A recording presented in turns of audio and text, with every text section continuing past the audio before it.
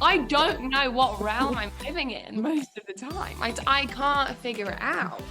Lyrically, I swear to God, you have literally just captured every single male. Welcome to another episode of the Waffle Shop podcast. Today, I'm joined by what I could probably tell is going to be my new favorite person after this. It's singer-songwriter Bella Mae. Welcome to the Waffle Shop. I'm so excited to be here, honestly. The name, I feel very at home. I'm a waffler by nature. Good. And Well, we're obviously, practically neighbours, aren't we? Like, I'm in Coventry, aren't you? oh yeah. Like Well, I am Solihull actually way? born and bred in Solihull. But See? I know what you're thinking. Gosh, she has a glorious accent for somebody that has a Birmingham postcode. I mean, I feel like you've done quite well with that because, I mean, it gets a lot of stick, to be fair, the Birmingham Awful. accent. It's voted the worst accent in the country. It is. That's probably like from like Lad Bible. They voted it. Yeah. The worst. So like Which says a that's lot. not like actually like fact, but yeah, I mean what Lad Bible says goes. So it is the worst one. But I don't really have it. I never really had it. And then I've been in London a few years. But no, I am from Solihull, which is kind of a secret. There we go. Neighbours. There are exclusives on this show straight away. Straight off the bat. Are you from Coventry? Yeah. Born and bred. Lovely. My whole life. What's Coventry for? It's like, wasn't it Lady Godiva that was in Lady Coventry? Godiva. We've got a transport museum. Lovely. Good for you. I mean, I don't personally, but Well, I actually got asked in an interview the other day about my hometown, and they wanted me to like tell them some fun facts about my hometown. Does anyone really know fun facts about their hometown? So I had to Google it. No one does really. Oh no, I do have a fun fact. Sean Paul's nan is from Coventry. I wonder how she speaks. I don't know. Do a little, you know. No, don't do the accents because it didn't turn out for that member of Little Mix with the Jamaican accent. It didn't go. No. I just love his accent. It reminds me of King Julian from Madagascar. Yes. And King Julian's accent is one of my favorites. In fact, people who listen to this are probably going to be sick to death of me talking about Sean Paul because I like to drop in every now and again that we made a song together. Did you? So, yes. That's another little fun fact. Yes. You actually look at me as if I'm just like. Are you sure? Yes. Thank you, Bella. Oh, right. Okay. Well, did it? He's a friend of the show. He's a friend. He's been on the show and then had a bit of time with him. I thought, you know what, I'm going to ask him. So he changed the words of, I don't really care what people say.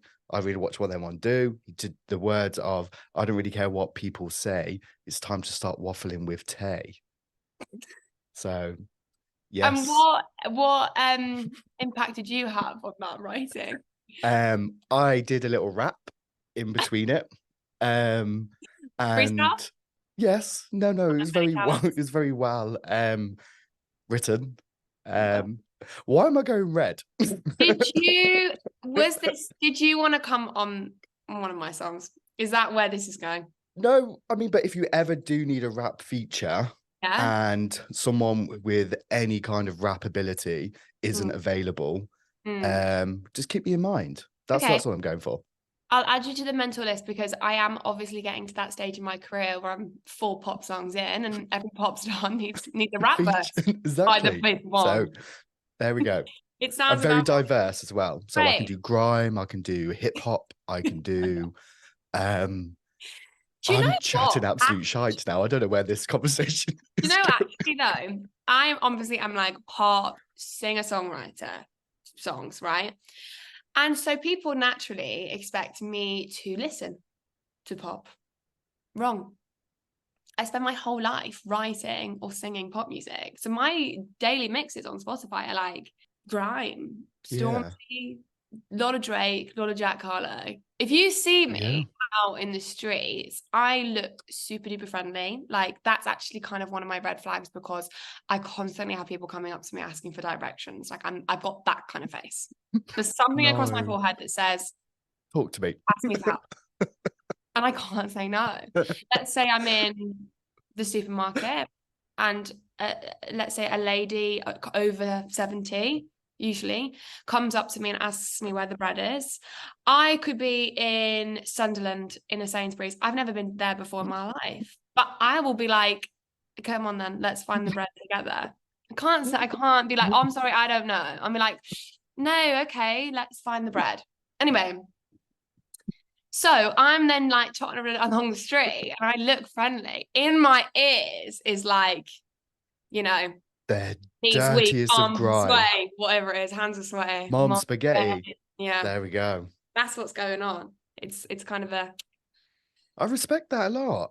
yeah. I Fair like to play. just keep it fresh. Otherwise, I think I'd just be bored of pop. I mean, I live, breathe and die pop music. I love it, but it is my life. Yeah.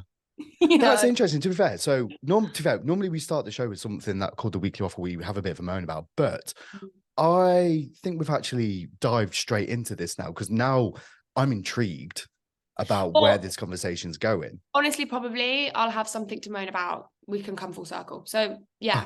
That is better, because you mentioned about kind of, you know, the pop music, and you know, that's kind of like what you're known for now, is obviously these massive like pop bangers. But I've been doing a bit of digging, and like your musical journey was like very like country rock influence. Like what was playing like growing up to influence your musical journey?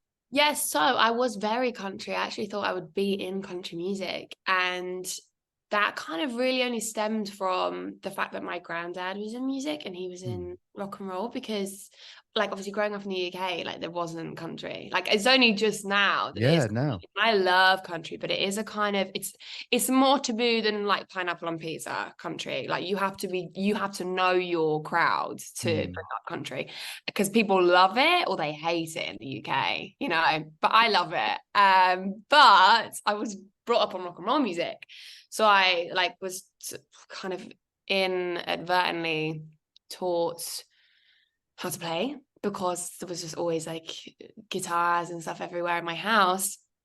And I think the first song I actually played on a guitar was like Sweet Child of Mine. And my dad had been out for like a curry and he came back and he was like, I didn't even think you knew who Guns N' Roses were. And I was like, who are Guns N' Roses? And I didn't know who they were. I just knew all the songs that I was around it, you know, because I was like 9. I was 9 years old living in Birmingham. Like, obviously, I didn't know who Guns N' Roses were. Everything's a stepping stone, isn't it? So released that when I was like 17 or 18, and it got into the hands of Dolly Parton's manager. And which is, can I just take a moment with this, because this is mental. The fact that that song, it is a stepping stone. You're right. I absolutely a huge advocate for things being stepping stones rather than obstacles. But the fact that, you know, you were learning Guns N' Roses at 9 without realizing you were learning Guns N' Roses. Yeah. To then that first song, regardless of what it sounded like, ended up in, to be fair, in the hands of one of the biggest pop country stars, on the planet's manager's hands. Yeah. So the way that it actually came into like fruition was a very like sweet way, especially because of my age. So it was my mum who sent the song. I didn't know. It was just at college one day, and she'd emailed Dolly Parton. She found this email address. Like, honestly, like I wouldn't even be able to find someone's email address if I like was deep diving into LinkedIn. This woman couldn't find anything, so she just emailed him, and then he'd emailed or like forwarded it to his assistant. They ended up like listening to him, like really like it. And then they were helping like support a tour over there, which was called Song Suffragettes. And the whole thing about that was the representation of women in country music is really bad. Wow. And, I mean, across the board in the industry, it's tricky, but country specifically at the time was awful. Like, I remember this was like 2019, 2020. And I ended up, fast forward through the story, being selected for this tour and flying over in like, I think the March of 2020. Wow. which obviously we know what happened in March 2020, but this was just before. So that, yeah, I'd gone over, and literally at the start of 2020, they'd overturned a rule that before then, you couldn't play 2 female country artists or like songs back to back on major radio. You could play as many men, but What? yeah. So they only overturned that, I believe, in 2020, but it was very late in the game. Like even stuff like that, because I didn't realize it was that bad of a thing, because obviously I live here. But over there it was very prominent. And so they have basically this tour and like writers round it's based in Nashville, called Song Suffragettes, and it's just females like in country, and it's like a writers round type of thing. But it's really cool, and they were bringing it over to the UK, so they wanted 2 UK girls and 2 of the US girls, and then I went over to play like the anniversary show, which was an amazing thing to be part of, especially because I was super young, and I think getting involved with that side of the industry from like day dot is amazing, because a lot of my brand and life and like priorities now are very like women and music. Yeah. Has there been any part of you that's kind of looked back at that and been like, oh wow, okay, like I did that? Well, I mean, to that, your mum. I mean, can I ask you? This is like a bit of a personal question, but like, what does your mum do for a living? Because I feel like she should work like CSI or something. Funnily enough, she really is just like one of these women that just does everything. She's kind of crazy. Like she's had like 3 really successful businesses, but then she sold the last one of those like, I think 10 years ago, 15 years ago. Ever since then, she will literally get a passion for something and do a course in it, and then do it for like 3 months and move on. Yeah, that's her. She's really cool though. What a woman. Reflecting on like the Dolly time in my life, definitely, I think I tend to just like I'm not the best at being present in a moment. Yeah. I think that's because there's always a lot of pressure, and I love pressure, but I don't really digest like anything that's going on until afterwards, because I'm like, you're kind of on performance a little bit, I think, all the time as an artist. I think, to be fair, and I think in day-to-day life, like there's this kind of weird thing at the moment. I don't know if it's like a generational thing or just Instagram thing or whatever it is, that we feel like we have to be showing up 100 times a day, and if we're not, then they were like deemed not a failure, but like, oh, we're giving ourselves a hard time because we're not showing up in that kind of capacity. So to be fair, and it wasn't until the whole podcast thing that I actually probably really learned what being present actually meant. Yeah, for sure. That's definitely something I'm like working on, and something that my team constantly try and remind me of, because like I'm in a position right now where I'm doing a lot of firsts. Yeah. Which is really nice, and like I'm aware of it and I love it, but I'm also like taking everything in my stride, like I'm having to just do it. Like only I think like February or March, I did like my first like proper performances, like where I didn't have my guitar with me anymore. Everything up until then had been me and a guitar, and it was very country. Then we went into lockdown, obviously, for 2 years, did a degree, got signed, and now I'm a pop star. Haven't got a guitar anymore. So like, wait, have you done a podcast before? I actually have my own coming. I don't know if I'm even allowed to say that. Oh, well, that's another little secret. Well, if you're allowed to talk about it, we'll keep it in. If we're not, we'll take it out. But that is exciting. It is really, I mean, I love chatting. I really love chatting. And they only give me like 3 minutes in pop songs. It's not enough. I've got so many words left to say. So I asked my label, I was like, I'm going to need some more airtime. I need it. To be fair, even though we're going to be future competition, because I was the podcasting princess until you came along. So thank you for stealing. How long have you been doing this for? Since March 2020. So it was a very big year. My first episode went out just before we went into lockdown. Okay. So we both were having very momentous March 2020s. Yeah. Look at us now. Like separate, and we had no idea who each other was. No, look. Now we're best friends. I know.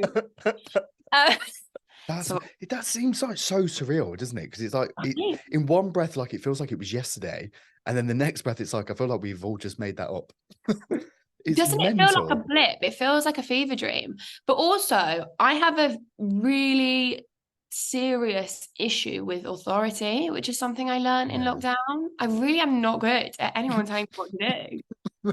Like I didn't know this really until we went into lockdown. And I just constantly was like, felt like I was just fighting with the government. Although they have no idea who I am, but I was just like, I'll why are you fight, yeah. telling me what I Let's can go. and can't do? I'll take them all on. I was like, what? Come on, stop it. Stop being silly now. Yeah, I know I didn't like that authority. But yeah, so when I look back at it, I'm like, that's just so odd that that even happens. Because you know how fast like time goes, and you're just like, did that happen? Didn't that happen? And I'm somebody who really suffers with deja vu. Like I say suffer because it massively impacts my day-to-day life. I don't know what realm I'm living in most of the time. I can't figure it out. I also have like really vivid dreams, so I don't know whether something has happened or it hasn't. But the thing is, they'll be like with people that are in my everyday life. Yeah. So in my dreams, I have conversations with people in my team. I wake up the next day, I don't know whether I've had them or not. Do you see how that's like Oh my negatively God, impacting my wow. everyday life? Do I need to get it out? Like, I mean, I, I'm not a doctor, so you might be asking the wrong person, but I know, but instantly, yes. instantly we bonded. We had Honestly, like a similar thing going on in March 2020. yeah. I feel like you know me. So I is that mean, normal? Like, does anyone I else get think it's yeah, I deja think it's vu? the power of being a creative person. Right. Because I feel like, and I'm going to kind of steer the conversation back to like the music side of things, because I imagine like Please you do. kind of like like with these kind of imaginary conversations that you're having, and like the stuff that's kind of going on around you, do you draw on that when it comes to kind Yeah. of Yeah. the songwriting? Yes, because for me personally, I would never date a songwriter. And like, Oh, that's honestly, interesting. no, I would never. Because yes, it's great if, they write you a love song. I'd probably write one love song every 100 songs. But the 99 will come from like him saying one thing. I'm fantastic at blowing out of proportion for Yeah. the song. So like Drama King, he didn't reply. So Can I I blew just say that as out of well, proportion. one of those things, that was the last song that I listened to was Drama King. And lyrically, I swear to God, you have literally just captured every single male. I mean, I'm a male, so I feel like I can say it, but the Yeah, lyrics in that song are brilliant. thanks. Thanks. So most of my things stem from a fun title. Like I really love a fun title. And I come up with those when I'm in the sauna. I have a Oh, sauna wow. there's just because it's Why, London. why not? Because why not? It's sometimes I have to share it with the other people in the building, but it's a bit rude. But most of the time I get it on my own because I go like late at night or like early in the morning. And that's where I do like my breeding of thoughts before I go into a session. And I basically will just like think about something like, let's say him or like as someone or whatever is like not replied or said something, and I'll think about that, and then I'll like go like one step further and like maybe what it means, and then one step further. And like with Drama King, I would have been like, drama queen is like if you're dramatic you get called drama queen, like flip it, Drama King. And I will like go Yeah. through a few steps of like pushing because I just love like fun. No, fun I think stuff. he Yeah. captured it massively. And without sounding bad, like I was reading through like the lyrics, like, oh yeah, you do that. Yeah. I do that. I was like, oh, okay. And then it was No, like I started to literally. learn like bits of it. I was like, oh, well, I know my mate does that. And I was like, oh my God, okay, this is quite hard No, hitting. it is quite funny when I see like guys or like men like singing along to it, because my whole thing is very girly. Yeah. One of my favorite things to do, to be honest, is when I'm performing, like say, I don't know whether you've ever heard Date Your Dad, the actual song, but there's like lyrics in that like, you think you're so hard but can't parallel park. And I will always pick a male in the crowd and like sing it to him when I sing that line. And it's just one of my favorite things to do because they feel so uncomfortable. I'm like, thank you so hard. Looking parallel park. I'm like looking at him up and down, and he's like, this poor man in this audience is I probably passed like, with 3 minors. oh Fine, my God, stop making I'm them cry. sweating. I'm like, this is, I think this is up there with one of my favorite ones that I've done this year. So you're off to a flying start. Fantastic. To be fair, you mentioned earlier on about the family support network, and I'm getting like a real sense of like, you know, these lyrics and stuff like mean something to you. Like there's a lot of kind of soul that's going into them. The song that I do need to talk to you about is On Purpose, Mm, like for my future daughter, because even saying that, like it gives me like a bit of a, oh, like a bit of a shiver, but in a good way, yeah, obviously. yeah. It is very, very powerful. Thank you. Can like you tell me about that? Like, where did that kind of idea stem from? Yeah, so as much as I really love fun titles with my upbeat pop stuff, when it comes to like the sad things, because I go into like a lot of depth before I write the song, because I like to kind of map out like how it is I actually feel. And I think with this like particular emotion, it was very just like bringing it down to like its bare bones, like in its like simplicity. When you like do wrong by a person, when you're little, you're taught right from wrong by, if you do something like in the playground, it was by accident or it was on purpose. And so like from when you're really little, like that's how you're like taught what hurting somebody is about. You've either done it on purpose or you've not. And I do think that it still just applies even more so obviously in adult life, because the only thing worse than somebody hurting you, especially if you love them and you thought they loved you, is if they like knew what they were doing and they did it anyway. Like that's like a whole other level. And I really do think that with sad songs, it just hits the hardest sometimes when that end goal in the chorus that you get to is just quite simple in its nature and it just hits home. And then the second verse originally wasn't written for that song. And I went in with the Okay. guys, with the guys that I wrote it with. And I was like, I'm missing something in this second verse for me, because what I always actually say to like friends of mine, like just in verbal conversations, aside from songs, like if they're in any kind of unhealthy like environments, like with the person, is that you can stay with them, like that's fine, but imagine how it would feel if there was a little you right now and being like them being treated like that, or if you were to like stay with them and have a child with that person, all those like character traits that you're having from them that are making you feel awful, they're going to be raised by that, you know. And I Yeah. think when you've been in an unhealthy and toxic like relationship, you often like stop prioritizing yourself.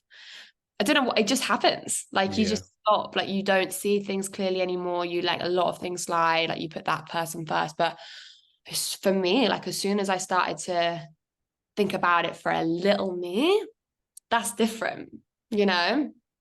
She doesn't That's deserve that. powerful. She doesn't deserve that. Yeah. So I basically was just, I think I'd had that conversation in the week between the first session and the second session of finishing this song. And so like that 20s verse just like rolled off. And I was like, and the other songwriters in the room kind of just looked up and they were like, yeah, that's it. Yeah, you got it. Yeah. It's a sad banger. I mean, let's be fair, it's a sad banger.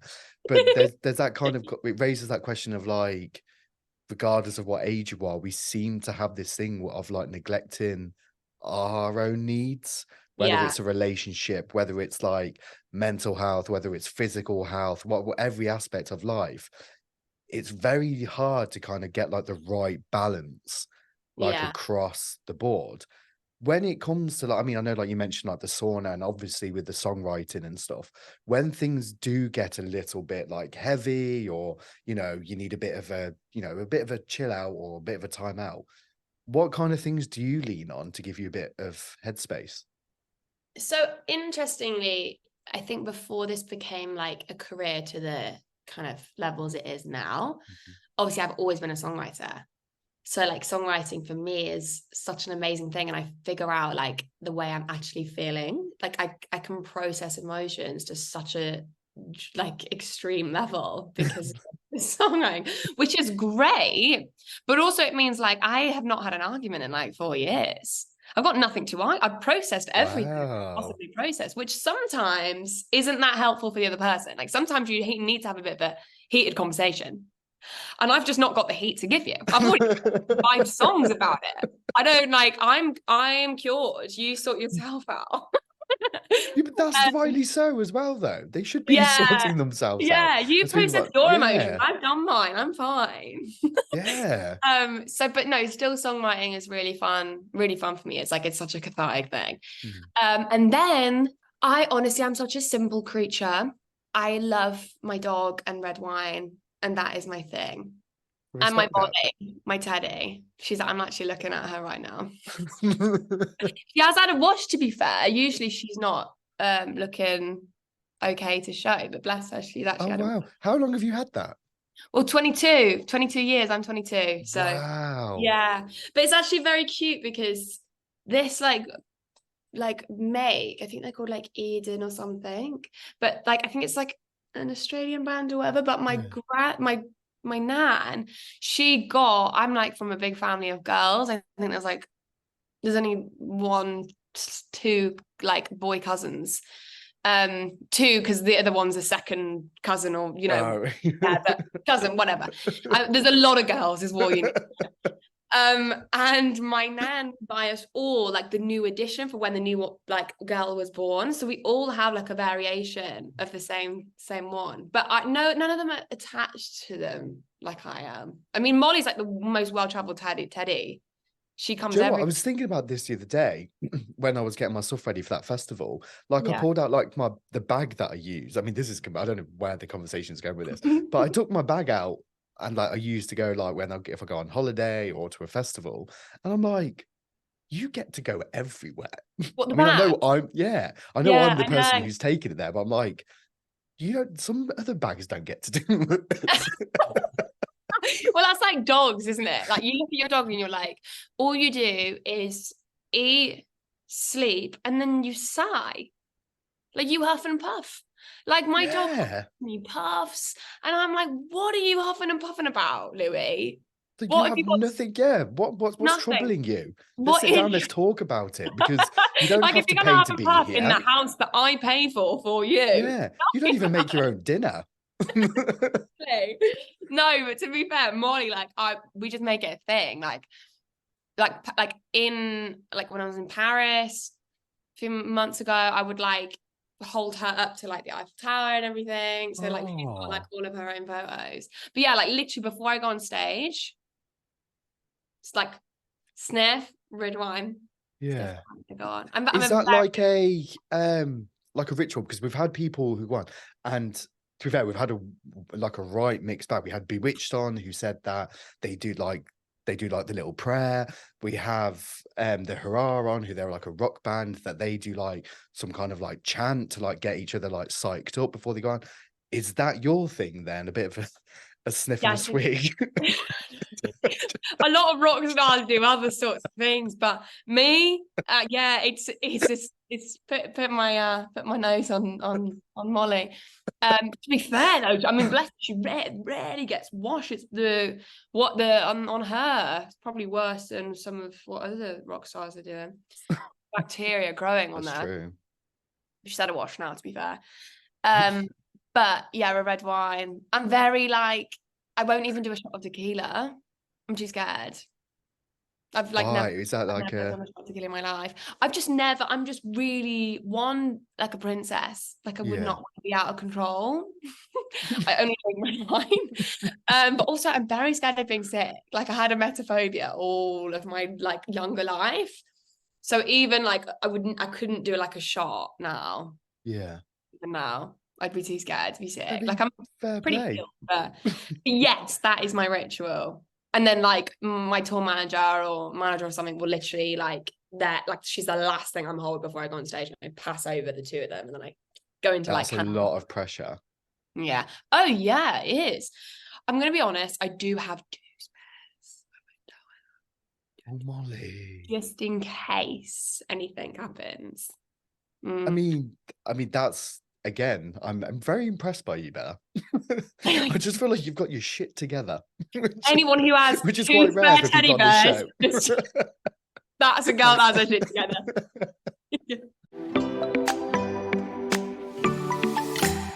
She's lived some life, you know. She could probably do with a kiss and cuddle, I think.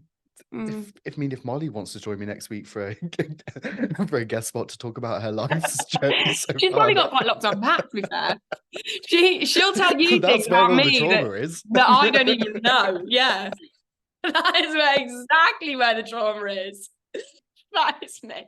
Bless her. She's overworked. She's so overworked. Oh my God. Day off. I'm out of breath. Sorry, I didn't want to bring her up today. I mean, this is what we're here for. It's all. She didn't need to be involved, but alas, it's what was needed at the time. Oh my God. Right, sorry, you were going to ask me a question. I can't even remember what I was going to ask you. I feel like I need to speak to Molly. Oh my God. Okay, what was I saying? I'm gonna get like back in track now. Yeah. I feel like I should have wore a sports bra for the amount of like laughed and sweated in this. I asked 3 questions to each one of my guests, and feel free to go with your honest answer. Just don't do the whole like, oh, that would be quite a cool answer, which I don't think you would. I feel like you're very honest. I feel like Okay, are they quite left questions? Are they quite like obscure? Oh no, it's not gonna be like, oh, what do you think of like the Pope or anything? We're not gonna do that. That's not that kind of show. I can't imagine it takes a lot, but what song gets you on the dance floor? Show Me Love. Banger. I just love the song so much. And it's my mum's favourite song. It's my mum's favourite song too. Yeah. Yeah. We were linked. Knew it. Yeah, I just love that. And I actually really would love to see Robin S live. I think she's wicked. And she's like 70 something, isn't she? She's still rocking. Still going strong. Maybe she's 60. That's really horrible if I've just said she's 70, but I think she is. I mean, timeless is what we'll go with. Or Johnny Be Good. Oh. I love Johnny Be Good. Like, that's one of my, one of those songs that feels like home to me. I know you said don't give 2 answers, but both of those would get me up. It's warranted. It's like the one from Matilda. It's like songs like that just soundtracked those kind of it's like movies that make you feel good. Hardwired in your brain to just make you go. Yeah. Okay. On the flip side of that, then, is there a song or an album that makes you want to kind of cry into Molly? I have a sick song. Like, I have a song that I'm gonna be sick to. Well, like so I can't think of one that makes me cry, but I can tell you one that makes me physically gag. So basically, because I had emetophobia for so many years, I couldn't be sick. Like, I couldn't do it. And I had a kidney infection last year, really bad. I was proper ill, really ill. Yeah, so basically, really poorly. Like, actually, Dolly's manager sent his private doctor, to my house. So is that poorly? Oh, wow. Yeah, it's always a cool story when it comes to that side of things. But yeah, so they sent his third. I'm kind of scared about what the song is. Oh, it's so funny. Anyway, so I was getting better and I was crawling from the bath to the bed, and then it made me feel really sick. And so I put on a country playlist, like it was a random country playlist. And by the time I actually was sick, a bit TMI, this was the song that was playing. And now if I ever feel sick, I can only be sick to this song.